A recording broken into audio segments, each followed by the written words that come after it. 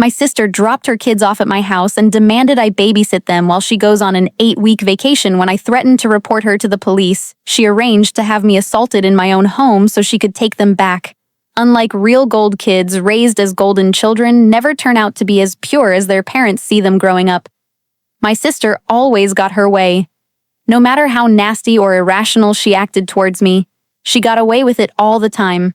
And that's because she was the golden miracle child. What aided this most likely was also that my sister was stunningly beautiful. She had thick, curly hair and light eyes, and my mom spent a lifetime comparing our looks. I have dark eyes and straight hair. And I was never as pretty as my sister. My mom loved making comments, comparing us after we both became teenagers.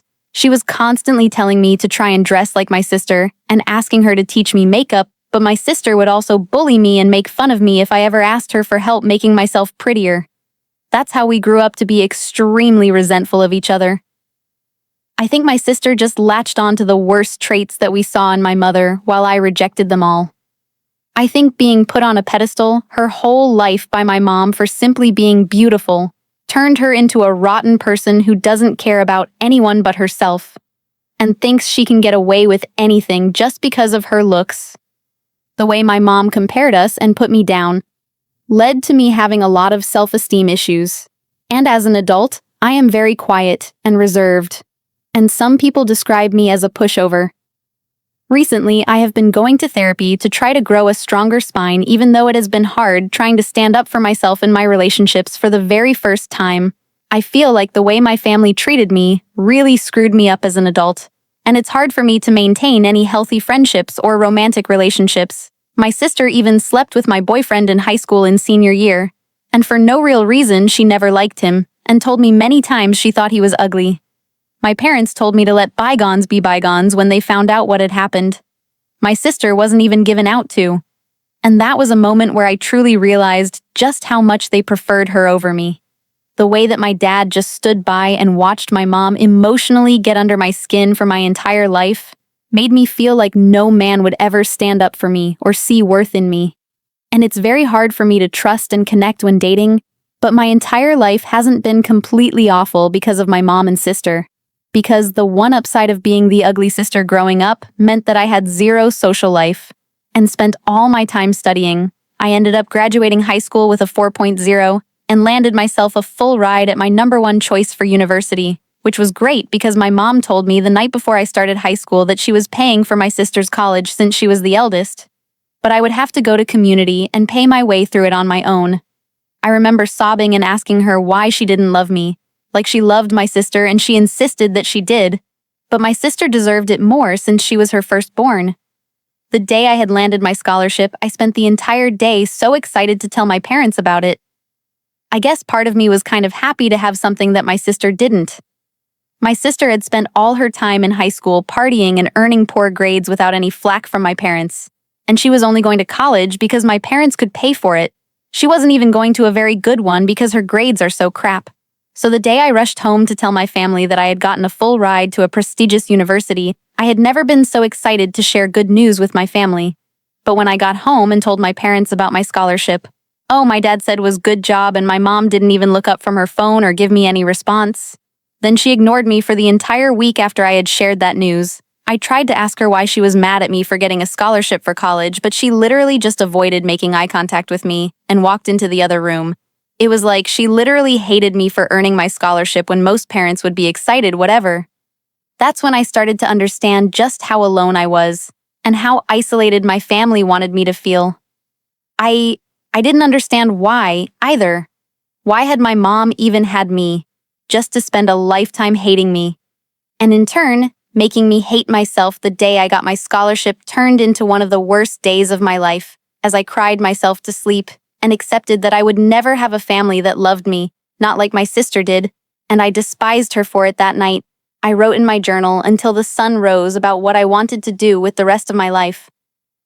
I was tired of being this sad little girl, and I decided I was going to transform every ounce of rage I had into academic success. Instead of throwing myself a pity party and begging my parents for love and attention, I was going to redirect all my focus and energy to my studies as I always had. and give myself something they never could. I was going to be stable, independent, intelligent, and educated, even though I might never be loved. So that's exactly what I did. I went to school and graduated with honors. I got a fantastic position in a company I interned for right out of college. And I've been making six figures since I turned 23 when I came home for the holidays. I would tell my family about how I was doing, and I would get random compliments from extended family members, but my own parents never went out of their way to acknowledge or congratulate me for my accomplishments as an adult. I knew better than to tell my mom about my high position at my company or how much I was making, since I knew it would just make her resent me more. But I told my dad, and one year he even told me that he was happy for me. And it was the nicest thing either my parents have ever told me. But even as an adult, my mom still treated me like an unwanted guest. And although I only saw them during the holidays, she would do everything in her power to get the attention off me. If anybody asked me a question or directed the conversation towards me. For example, we were having Christmas dinner one year when my uncle congratulated me on a promotion I had been telling him about earlier that day. It was my second promotion within the company, and I had gotten a significant raise as well. I had been telling him about how I was looking into purchasing my first house. My uncle mentioned the promotion and the potential house, and a few other extended family members congratulated me and were pretty unexpectedly kind about the news. Another one of my cousins asked me what area I was house shopping in, and that's when my mom cut me off and said, "This is boring. Can we change the conversation?" Then under her breath, I heard her say, "It's probably not even true anyway." I ended up purchasing my house later that year, and when I posted about it on social media, everybody in my family liked the post except for my mom. I knew she was probably angry because my sister was having a completely opposite life experience than me. She had gone to college right out of high school, all paid for by my parents, and ended up failing out and getting pregnant by her first college boyfriend. I had a sneaking suspicion that my parents had asked her to get rid of the pregnancy, but she ended up keeping it and tried making it work with her baby dad that she had only known for 4 months. Well, it turns out that they were completely incompatible, but I guess that didn't stop them from trying to make things work or solve their relationship by having another kid. I remember having to hold back tears when I saw her posting about having a second child, since I knew the baby was probably being born into a toxic environment, since my sister was such an awful person, as was her baby dad. I had met him at the holidays, but he never even bothered to remember my name or make conversation with me, and every year he would bring home trays of food despite not bringing anything. Obviously, my sister and I's relationship did not improve as we grew up, and we basically didn't talk to each other once we were both moved out of our parents' place. We had each other on social media, and the few times where we would see each other during the holidays, my sister would make nasty comments to me about my weight or the way I was dressing. I honestly think she was just projecting, because I wear a lot of designer clothes, and I like cycling through my designer purses, and she would constantly ask me what fake a purse I had brought this time one year. As soon as I walked in the door for Thanksgiving, she looked me up and down and said, verbatim, "I see you're dressed up again like the stuck-up bitch you are." It was so ridiculously rude and uncalled for, and she would even constantly insult me, right in front of her kids, using curses and everything, despite her kids being young. I don't feel bad saying that my sister is pure trash, and that I didn't feel bad for anything I did after she dumped her kids on my doorstep out of nowhere. One day, I had just been relaxing in my house one weekend morning after a long work week when my doorbell rang, and I was completely shocked to see my sister's 10- and 7-year-old standing on my front porch, holding overnight bags. When I asked them what they were doing here, they said their mom was going on vacation for 8 weeks, and that she said I was watching them. My sister and I hadn't spoken since our family's July 4th BBQ, where she told me not to have more than one plate because she was sick of staring at my muffin top. I had no idea why she thought I would be her free babysitter for 2 months. My nephews were good, quiet kids who were obviously confused as well, so I let them inside while I started calling my sister. My sister ignored my first calls, but I kept at it until she finally answered. As soon as she picked up, I said that there was no way that I was watching her kids, and that if she wasn't here to pick them up herself as soon as possible, then I will be calling CPS on her. I was literally Googling the number for Child Protective Services while I had her on speaker when she dropped a bombshell on me. Her voice got incredibly deep and scary as she blackmailed me by saying that she would call my job and inform them that I was not taking my bipolar medication and get me fired. Even though my sister was an idiot who didn't understand anything about my job, my career was the most important thing to me, and I couldn't risk anyone threatening my position there. I just hung up after she said that and tried to figure out what to do next. I felt like my head was going to explode from the stress. Not only could I not watch her kids, but I had a trip planned a month from then to go visit my long-distance boyfriend, Eric, all the way in Australia, and meet his family for the first time we had been dating for a while, and I had been anticipating this trip all year. It was so important since he was introducing me to his mom and dad, and I wanted it to go perfectly. Now my life was thrown into chaos all because of my sister, and I had no idea what I was going to do. I had no idea who else to call other than my mom, and I shouldn't have been surprised that she sided with my sister, just like she had literally always done. I told my mom that my sister hadn't even come to drop her own kids off, and she said that they were old enough to come to my house alone. Anyway, my mom started guilting me and saying that my sister has done a lot for me and that I needed to be there for her just this one time since I never was. That made me lose my mind, and I screamed at her at the top of my lungs and asked her to tell me one single time where my sister has been there for me or improved my life in any way. I told my mom that both her and my sister had never been there for me and had treated me like I was some unwashed dog in their house instead of their own family. I demanded my mom visit me, so that worst-case scenario, I could leave my mom in my house while I flew to Australia as my nephew's caretakers. Instead of me, I had very little hopes that my sister would abandon her trip to come back for her kids since she was so quick to dump them on me. When my mom finally got to my place, she was cold as ever and looked at me with the same hateful eyes that she always had for me.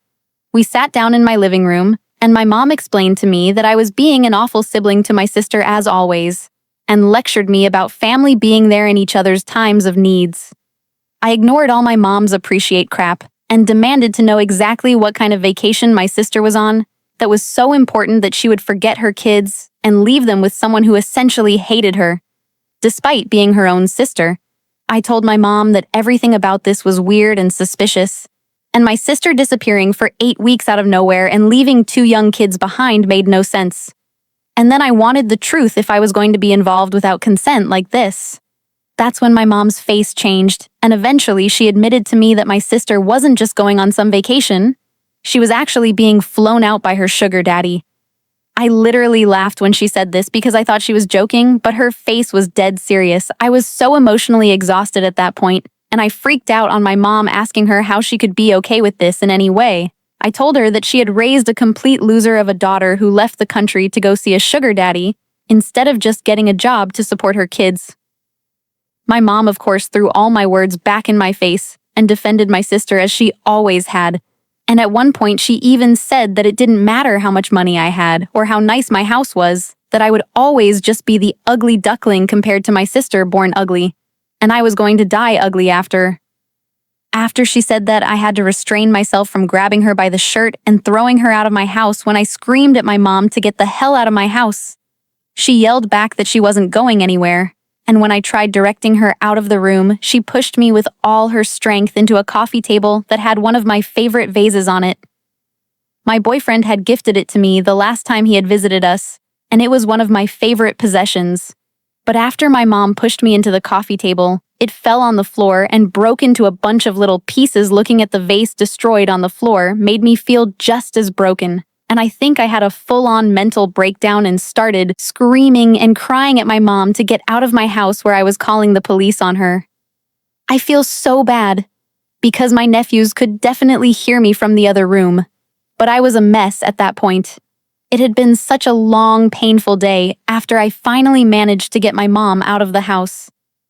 My nephew poked their head out of the room and asked me if everything was all right. Their eyes were so wide and they looked so nervous and sad that it just broke my heart. Even though I didn't know them very well at all, they were just kids with a mess of a mother, and I felt so bad for them. In that moment, I ordered DoorDash for all of us and let them watch movies and play video games in my living room until they passed out late. When I finally got through to her, I immediately started yelling at her for completely disrupting my life, and I brought up CPS again. My sister just gave me this sinister laugh over the phone and told me again that it was my own choice that I could either watch her kids or lose my job at one point.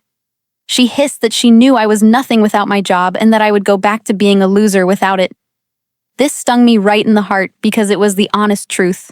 I had my degree and a solid resume, but I really identified with my career success, and I would do anything not to lose it. At that point, I was crying and asking my sister why she hated me so much, and why she had abandoned her little kids for a sugar daddy. She just said that she was the type of woman who could make millions from a sugar daddy in 2 months. And that was something I never had to worry about. I think she was just trying to break me down and make me feel small at that point. So I just gave up. And honestly, it was working. We went back and forth for a while, until my sister literally hung up on me after a final threat of contacting my job. And I just broke down in tears again, realizing that I had no power against her. My nephews were downstairs watching a movie in the living room, and so I had privacy upstairs and decided to call my boyfriend. I hadn't had a chance to talk to him since my nephews had been left on my doorstep, and I ended up breaking down and venting to him about all the details of the situation. I couldn't hold back tears as I told him about my sister's threats and my mom's continued disrespect and told him how I felt completely trapped by my sister. Even though he is on the other side of the planet, my boyfriend made me feel so loved and supported and was literally the only person who was in my corner. And I'm so grateful for him. He said that my sister was potentially committing multiple crimes by abandoning her kids and threatening me with career blackmail, and that I needed to get some solid evidence of her actions. He suggested that I contact my sister again and try to get her to repeat her threat about the false medical accusations. But this time, secretly record the conversation as evidence my boyfriend knew about my past with my sister and my mom, and pointed out that my sister was clearly unhinged, and it wouldn't take a lot for my sister to act on this threat, and that I should do everything to prepare. Of course, it freaked me out to hear that, but he was 100% right. I knew my sister was insane more than anybody, and I decided to go with his plan, even though I was still feeling very emotionally overwhelmed by everything that was happening. I still wanted my nephews to feel comfortable and cared for. I knew what it felt like to be a child in a home where you weren't wanted, and I didn't ever want to make these innocent little boys who were related to me feel that way. I ended up going downstairs and playing a multiplayer video game with them for a little while, and it ended up being really fun. They were so surprised when I knew how to play first-person shooters, and were so cute as they were giggling and laughing while watching me get call after call. I wasn't expecting to bond with them after such a stressful weekend, but when we all ordered pizza together and had a contest to see who could eat the most pieces of pepperoni, I realized that I honestly loved the 2 little boys. They were nothing like their mom, even though I knew my sister couldn't have been a great parent. They were both super polite, and even though it took a little while for them to come out of their shells, they were both really sweet, funny little boys. They were very good about cleaning up after themselves, and were always saying please and thank you. As I was hanging out with my nephews into the afternoon, I realized that they both had holes in their socks, and my older nephew's clothes looked sort of small on him. I looked through the rest of the clothes my sister had packed for them, and realized that they were all either old or too small for the boys they were meant for again. I wasn't incredibly surprised that my sister was a cheap, neglectful parent, and I decided to take my nephews to the mall for some new wardrobes. I almost cried multiple times during that trip to the mall, because my nephews completely came out of their shells and were so excited and happy running around the mall. Like I said, I remember what it felt like to be a neglected child, and I just wanted them to feel like they could have anything they wanted, and that I was there for them and wanted to make them happy. So anytime we walked past a window and they wanted to go in a store, we would go in, and I kept buying them whatever they wanted. It was impossible not to. My youngest nephew was missing his 2 front teeth, and every time he gave me his goofy little empty smile, my heart ached, and I had to buy him another little treat or toy. They left them all that day with new clothes that looked great on them and fit them comfortably. And I had also bought them both Nintendo Switches. It was so hard not to spoil them. I didn't have kids in my own, and I had plenty of money to buy them. The little things they wanted when I had bought them the Switches, both of them broke down crying and hugged me. And I noticed the 10-year-old had started crying again during our ride home, and I asked him if he was okay. He looked at me through his tears in his eyes and asked me why I was being so nice to them and why they deserved it. I told him that they deserve my kindness because they were my boys too, and that they were kids, and that alone meant they deserved to be happy.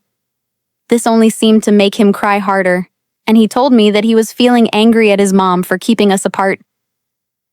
This broke my heart, and I told him that I was sorry that we hadn't been able to get to know each other before, but I was really happy that he and his brother were here with me.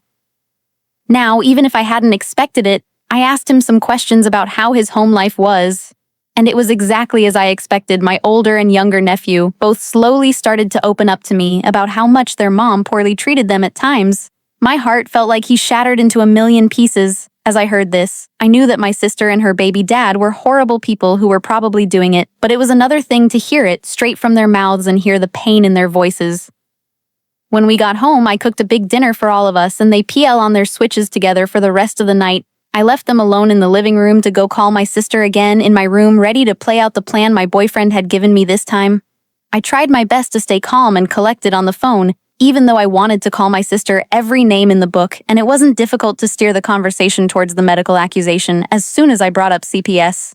Again, my sister freaked out and threw the threat at my face, insisting I would be fired for being a crazy in secret and saying that she didn't care if I was actually taking my medication or not. Nobody was going to know if she was lying. She just kept telling me that nobody would believe a crazy sick like me and that I didn't deserve my job. Anyway, I honestly think my sister might have been on drugs herself during this call because she sounded strung out and just kept repeating crazy phrases. After I had gotten what I needed out of the call, I hung up on my sister as she just kept saying that I didn't deserve anything in this life. I didn't deserve anything over and over again, whatever. I pushed her words out of my mind as I made sure that I had recorded the entire call successfully. I had my sister recorded on audio saying that she was going to make false medical accusations to my employer. I realized how genius my boyfriend had been to suggest getting this recording, and I started emotionally preparing myself for the fallout. If my sister followed through with her threat after getting the recording, I tried my best to calm down and put my nephews to bed the next morning before they woke up. I called CPS as soon as the line opened and reported the entire situation. I explained how my sister had abandoned her children and how we were completely estranged. I even want us to say that she had not only abandoned them, but left them here under completely false pretenses, and then used manipulation and coercion to force me to take care of them. I was surprised that CPS was actually pretty helpful, and I shared the recording with them. The agent that I spoke took a moment to listen to the recording and said that it was clear that my sister was using blackmail to neglect her children and was certainly committing a litany of crimes. The agent informed me that they would be opening an investigation immediately, and that my sister would be contacted as soon as possible. I was shaking after the call and tried to decompress the best that I could and spend the rest of the day with my nephews, relaxing and bonding with them. My mom ended up calling me the next day, and I really have no idea why I even picked up. I think I was just still so disoriented and emotionally vulnerable, and ended up getting into another huge fight with her over the phone. I let it slip to her that I had gone and called CPS, and then my sister would finally pay for the way she treated me, and my mom hung up as soon as I said that. I'll be honest. I was shaking after those calls. Just making the call to CPS was so nerve-wracking. And then fighting with my mom over the phone and telling her about CPS felt like a huge mistake. I didn't regret calling CPS, but I knew that my mom would do anything to protect my sister and that she didn't care about my nephew's safety just the same as my sister. All I really knew about my mom was that she hated me and that she loved my sister. And I was sure what would happen next. There was absolutely no way that my mom wasn't going to immediately contact my sister after finding out that I had contacted CPS and try to put her 2 steps ahead of me. I was sure that she had hung up the phone on me to call my sister immediately, and there was no way that my sister wouldn't know about me calling CPS. By the next day, I had a sleepless night, and the next morning when I arrived at work, my receptionist informed me that my supervisor had scheduled a meeting with me before lunch, which meant that it was urgent. As nervous as I was to learn about this impromptu meeting, I knew that it was coming, and like I said, I knew my sister was crazy, and it was clear that all she wanted to do was ruin my life. I sat down in the meeting and cracked my knuckles to try to relieve the tension I was feeling. My 2 supervisors were there, and so was a higher-up I had never met before. All of them were looking at me with suspicion in their eyes, and I felt like a bug under a microscope. Sure enough, they explained to me that they had been contacted by a trusted source within my family and had been informed that I was potentially unmedicated for a severe mental illness. They even told me that they had been given extreme details about past mental breaks that I have had, and they were concerned about me having a psychotic break within the office. But neither they are. My sister knew how prepared I had been for this meeting today. Of course, I knew that my sister was going to follow through with her threat. She had always hated me. And being able to rob me of my high-paying position would be the ultimate screw you to her ugly little sister, and I knew she wouldn't hesitate to do it. But she would revel in it if I hadn't been watching her nephews. Even if I hadn't called CPS, then I'm sure that she would have held it over my head and just kept blackmailing me into doing whatever she wanted me to do for her. So in a way, I was happy to be dealing with this and getting my sister's crap out of the way.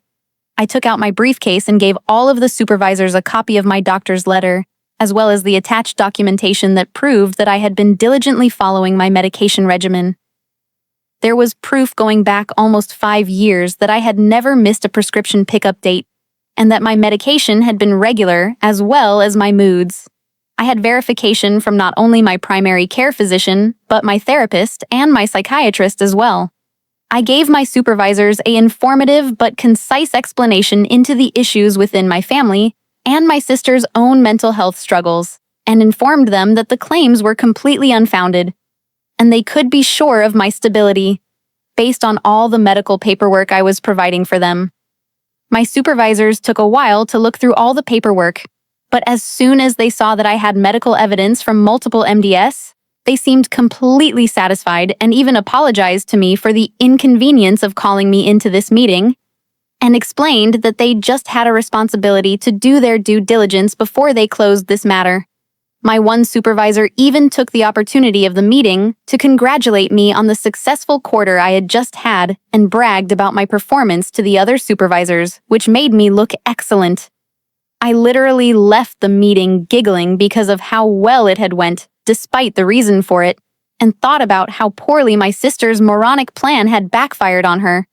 I could barely focus on my work for the rest of the day because I kept smiling dumbly every single time I thought about how I got to call my sister after I finished work and tell her about how her plan had been a complete bust. I called my sister as soon as I got back to my car that day and almost cried laughing as I told her about how the meeting had only taken about 15 minutes because she had sounded so crazy and stupid on the phone, and my bosses had never believed her in the first place.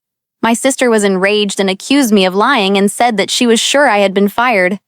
And then I was just trying to save face. This made me laugh harder, and I told her that she had failed at trying to get me fired, just like she had failed at everything else in her life. I told her that the only skills she had as a woman pushing 40 was lying and failing, and that even her own children were disappointed in her. My sister lost it all over again, and just kept calling me the B word and the Seward over and over again, claiming that I had completely betrayed her and said that she was hopping on the first plane back and that she was going to make me regret every single thing I had done to her. I was still laughing after the call, but by the time I got home and reunited with my nephews, who were in much better mood since they had gotten dropped off at my place, I realized that this whole situation was far from over and might get worse before it got better. All knew for sure was that my sister was completely out of her mind, and now she was flying home from another country to come get revenge on me. I realized that I was honestly terrified of what was going to happen next. My sister basically had nothing to lose at this point, and she had always been unhinged, and I started to fear for my safety. Then I started to think about my nephews. I wondered if I had made a mistake calling CPS. A huge part of me wished my sister had lost her passport overseas and never came home.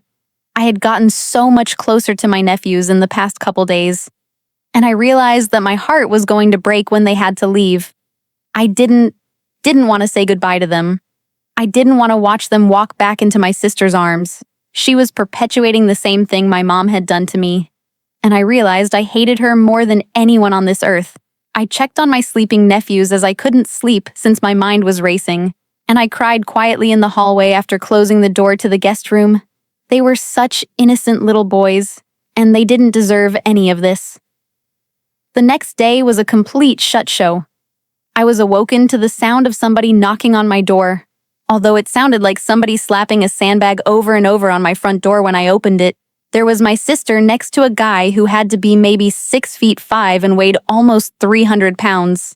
He was gigantic and one of his hands was the size of my entire head. I can barely see my mom standing right behind him.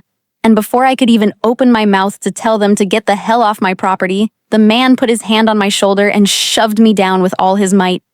My sister and my mom and the stranger all made their way inside my house, and I was collapsed on my floor as soreness sank into my shoulder where the man had thrown me down. I immediately started screaming at my sister for bringing the stranger to my house and screaming at him not to touch me, but he seemed to speak only Russian. I had no idea how this was even happening, and then I realized that my sister had beat CPS to my house. They have been scheduled to come around 11 a.m. that day, but my sister had busted my door down at 8 a.m. My nephews had been woken up by all the commotion and were walking out of the guest room with sleepy eyes. At that point, I tried to get in between them and protect them from the stranger, but my sister barked at the man to go put my nephews in the car. It was complete chaos once they realized what was happening. Both my nephews started asking my sister to leave them with me. I tried again to pull my oldest nephew out of the huge stranger's arms, but this time he grabbed my head and threw it into the wall. I saw stars as I sank to the floor and watched him carry my two little nephews out of my house. There was nothing I could do. My mom was crying too, but she left with them as well. Before they all walked out of my house, my sister walked over to me as I held my head in my hands, and when I looked up at her, she spit at me. Square the face. It was the most disgusting thing anyone's ever done to me. And one of the worst days of my life, they all drove off in this giant black Suburban that I had never seen my sister in before. I had no idea who the man was, and I couldn't believe the trauma that my sister had just inflicted upon everyone. She hadn't even let them take any of their stuff they had left without any of their clothes, neither of their switches, and no breakfast. My heart broke for them, and I had an anxiety attack like I had never had before. I didn't realize how much it would hurt to care so much for my nephews. But I seriously love those boys with all my heart, and I just wanted to protect them and make sure that they were cared for, like I never had been when I was their age. But now they were scared and shoeless in some random car with my psychotic sister and a humongous stranger. I was so disgusted with my mom's behavior. I couldn't believe she had just stood by while she watched that huge man toss me around in my own home and pull my nephews out of their aunt's house without a word. I couldn't believe how evil my family had become. And I couldn't stop thinking about my nephews after I calmed down from my anxiety attack. I realized that I needed to snap into action and that time was of the essence. And I was running out of it. When I finally came to my senses, I immediately called the police. And it turned out that they were already aware of the ongoing investigation because of Child Protective Services being involved and having an open case against my sister. I gave them all of the details of what had just transpired in my home only minutes before, and the officer on the line was actually incredibly helpful. My voice was shaking, but I tried to stay steady and focused as I described the stranger. And I racked my mind to try to remember the image of the license plate. Luckily, because of how much responsibility I have in my job, I was used to picking up on and remembering little details that other people ignored, and I somehow managed to remember every single number and letter on the Suburban's license plate. I gave the cops a description of the stranger, the full license plate, and a description of the outfits that my mom and sister were wearing. I really do think my sister was high on some sort of uppers when she came to my house that morning. She looked absolutely feral and had this wild look in her eyes. I think she had been doing substances since she had landed overseas, wherever she was vacationing with her sugar daddy. My sister was crazy, but it was like something snapped in her, and I had never seen her act so truly unhinged and detached from reality after I gave the cops every single little detail that possibly could remember about my sister and the car they had driven away in. I hung up and did my best to take my mind off things, but I literally could not focus on anything else. I couldn't sleep, I couldn't eat, I couldn't nap, I couldn't watch anything on TV. I just kept seeing my little nephews' faces in my head every time I closed my eyes and could not think about anything else except making sure that they were okay. I thought more about my mom and why she had always made excuse after excuse for my sister and how it had enabled my sister to grow up into becoming a truly evil person. I even found myself thinking about my sister's trip, wondering what kind of stuff she had done there, if she really had a sugar daddy, and how much he had paid her. I wondered if the money she had made on her trip had truly been worth it. I even found myself thinking about what it would be like if it was just me and my nephews. I had the room for them, and now I definitely had the room for them in my heart as well. The more I thought about it, the more I wanted that outcome, my sister out of the picture. And just me and my nephews, I could give them everything that my sister couldn't. And if my sister and I ended up in front of a judge in a custody battle over my nephews, the judge would be staring at one woman with an overseas sugar daddy and another with multiple degrees and a penthouse office. I tried to think positive things, but random dark anxieties about my nephew's safety kept leaking into my mind. I wondered if the giant man she had brought in my house was her sugar daddy. I wondered if he was with my nephews. I had just been laying on my couch staring at the ceiling, overthinking, not realizing how much time had passed when I finally got a call back from the police station. They had been searching for the Suburban my sister had left in for hours, and finally found them. The officer who had called me back was the same one from earlier and continued to be very helpful and shared a lot of details with me. He told me that they had 3 different police cars on the scene when they went to pull over the black SUV, since they knew the man had already been violent that morning. Sure enough, even with firearms drawn on him, the man ran forward and trying to attack an officer and ended up getting hit in the thigh. He had punched 2 officers in the head and given a female officer a black eye. My sister had also physically attacked the officer who had tried to put handcuffs on her. Initially, I tried to picture it, my insane sister and the giant stranger physically battling a group of cops on the shoulder of the highway. I could not believe that something like this was actually happening in my family. And I wasn't just watching it on reality TV or something. I was still reeling in shock from everything the officer had shared with me about my sister's arrest when he began telling me that my sister actually wanted to speak to me. I couldn't believe my ears, and he confirmed that my sister was sure that she wanted to use her one call on me. I asked the officer if he thought she was going to ask me for bail money, and he was honest and said yes, that's what she was screaming about. I told the officer that I wasn't even going to take her call and that she could rot in there for all I cared. The officer ended up giving me an understanding laugh, and I finally finished up the call without speaking to my sister. It was a complete mess. Even though my sister was finally behind bars where she belonged, I found out my nephews were in CPS protection, and although they were safe, I was so worried I also only had a week until my Australia trip, and if I didn't go, I would be losing thousands and thousands of dollars in bookings. Also, as I had mentioned earlier, if I cancel this trip, it would have looked extremely disrespectful to my boyfriend's family. Before I even got a chance to meet them, I had planned on marrying my boyfriend one day, and the last thing I wanted to do was give his family a bad first impression of me. If I was going to be in their life forever, I called CPS to check on my nephews and just asked if I could speak with them, but they didn't let me. I tried to explain to them that I was family and some of the only mentally stable family they had, but they didn't care. I was dealing with a different department than I had contacted before, and they were relentless. At that point, I was completely emotionally exhausted, and I had officially ran out of options. I spent the rest of the week trying my best to prepare for my trip while continuing to burst out in random tears as I remembered my nephews and thought about where they might be. I felt so bad because my boyfriend and I had been so excited for this trip for so long, and now it was finally here. And I was completely distracted and full of anxiety. All of our conversations during the week leading up to my flight ended up being about how nervous and tense I was feeling, even though my boyfriend was incredibly kind and supportive.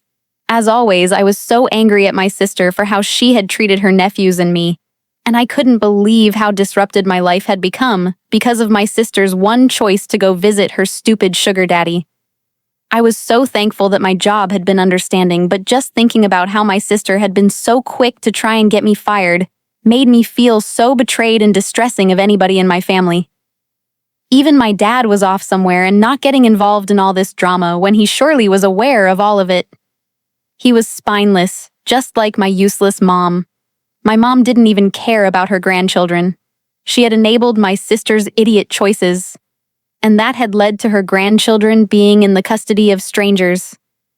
I was sitting at the bar at the airport on the day of my flight to Australia, 2 cocktails deep when I started looking at some photos of my nephews that I had taken while they were staying with me. We had taken these silly photo booth pictures at the mall all together, and I couldn't help but begin crying all over again over how much I loved and missed them. I decided that that would be the last time I cried until I landed back in America and told myself that I really needed to try my best to enjoy the time with my boyfriend and his family. I had a life as well, and I couldn't let my sister ruin my time. Even from all the way across the globe, my time in Australia ended up going. Amazingly, I hadn't seen my boyfriend in months, and when he ran to me in the airport and picked me up princess style, I felt my heart explode from happiness. I had been through so much in those past couple of weeks, and just being back in the arms of my boyfriend, who was so warm and caring to me, made me feel so healed. And he spent every moment of the trip catering to me. Meeting his family went excellently, and I got along with both of his parents. As soon as I was introduced, they turned out to be really fun, active people. And we did a lot of sightseeing together where they took me to their favorite nature hikes and views in their area. At one point, my boyfriend took me on a hike, just the two of us, to his favorite secret waterfall. And we skinny dipped together and just swam and laughed and kissed for hours. It was one of the most romantic days of my life, and I could not believe how perfectly the trip had gone, even though I was so worried before I left. But of course, when I got home, the nightmare with my sister resumed. I decided to head to the local police station a couple days after I landed back in the US to officially press charges against not only my sister but my mom for breaking and entering into my home. They had that man literally pick me up and toss me to the side so that they could barge into my house. And I was not letting that slide. When I went to go file the charge, I learned that the CPS investigation into my sister was ongoing, and I was kind of frustrated to hear that they hadn't found anything conclusive yet. If they just spoke to my nephews, they would have understood what they had been through. On top of that, my sister had literally been arrested with a guy who had attacked multiple cops. And so I didn't see how that was improve, that she was clearly an unfit parent for my nephews. I left the police station that day content that the charges were filed against my family, but incredibly frustrated to learn that the CPS investigation wasn't resolved yet. I just kept worrying about my nephew's safety and knew that them being with strangers couldn't have been good for them, even if it was better than being with my sister. I also could not stop thinking about how my sister had dragged them out of my house that morning without letting them grab any of their things. My youngest nephew had this little dog plushie that he brought literally everywhere. I had been sleeping with it ever since my sister had taken my nephews away that day, and some mornings it made me want to cry just to wake up and see that little plush dog looking back at me. Like I said, my sister hadn't even let them put their shoes on. The poor little boys were probably so disoriented and felt so lost and abandoned, and I just wanted to make things right for them. But I felt like I had no power until CPS finally made a decision about a month after my sister's arrest. After calling CPS every single day and demanding updates on her case, they had finally come to a conclusion. They had made a decision to officially remove both my nephews from my sister's custody and put them in protective care. When the CPS agent first explained this to me, I was annoyed. I asked him to explain how that was any different than what had been going on, and they said that it now meant that my sister was not only being taken to court, but she would have to go to court if she wanted custody back of her kids ever again.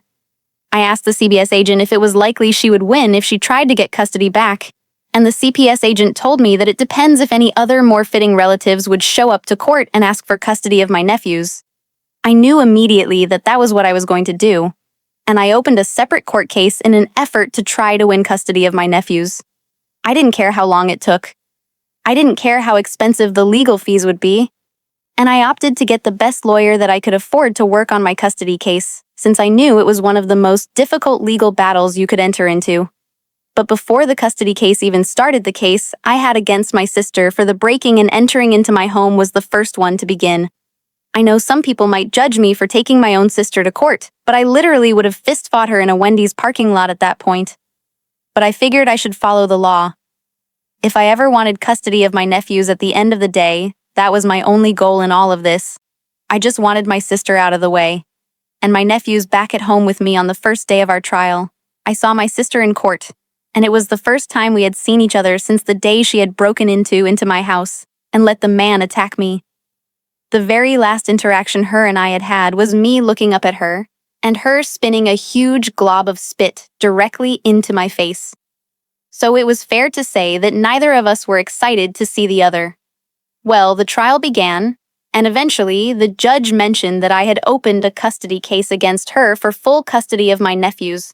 I guess my sister's public defender hadn't informed her before then, and she was finding out for the first time in the courtroom that day. Well, my sister has never been one to react well to bad news, and after the judge let the news slip about my custody charges against her, my sister completely snapped. Despite us being in the middle of a courtroom, my sister slowly angled her body towards me, screamed my name, and then pounced on me like some sort of crazed hyena. She was clawing and scratching on my face and trying to rip out chunks of my hair. It didn't take long for the bailiff to come over and pull her off of me, but she managed to bite down extremely hard on my forearm. Right before he got to her, it was one of the worst pains I had ever felt in my life, and the bite looked nasty and ended up getting infected. All this happened right in front of the judge, and once everything had calmed down, I knew my sister had just sealed her entire fate. It took months and months, almost 2 years actually, for all of the criminal charges against my sister to pass, and for her to finally get locked up for good. She was serving a life sentence thanks to all of her crimes stacked up on top of each other, and there was no way she was seeing the light of day anytime soon. Since her chances for appeal were so poor, I never dropped the breaking and entering charges against my mom, and the only way my mom managed to stay out of prison was by testifying against my sister in court and throwing her under the bus. I don't think I've ever felt such sweet satisfaction as watching my mom blame my sister for everything that had happened while sobbing her usual crocodile tears.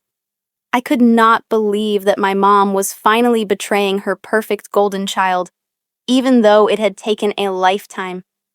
As well as the government's help, I knew that day looking up at my mom on the stand that it was the last time I was ever going to see her. It was last time I ever wanted to see her. I had seen enough of her and my sister for a lifetime, and I was done with their constant toxicity. My sister had completely transformed my life into a never-ending legal battle, and I just wanted to have a normal day-to-day life. Again, the custody battle for my nephews dragged on their birth father, and his family began fighting me in court for full custody against them, and it just dragged the case out further. I didn't care. There wasn't a force on earth that could keep me from my nephews. Now that my sister was locked up, it took almost 2 years of legal battles, but eventually I won full custody over my boys and brought my nephews back home. I will never forget how big they smiled and how tight they hugged me when they came home and found the bedrooms I had decorated for them in my house. I walked into my youngest nephew's bedroom, and he ran to me to show me his rediscovered Switch. I surprised him with his little plush doggy and caught him in a tight hug when he fell into my arms.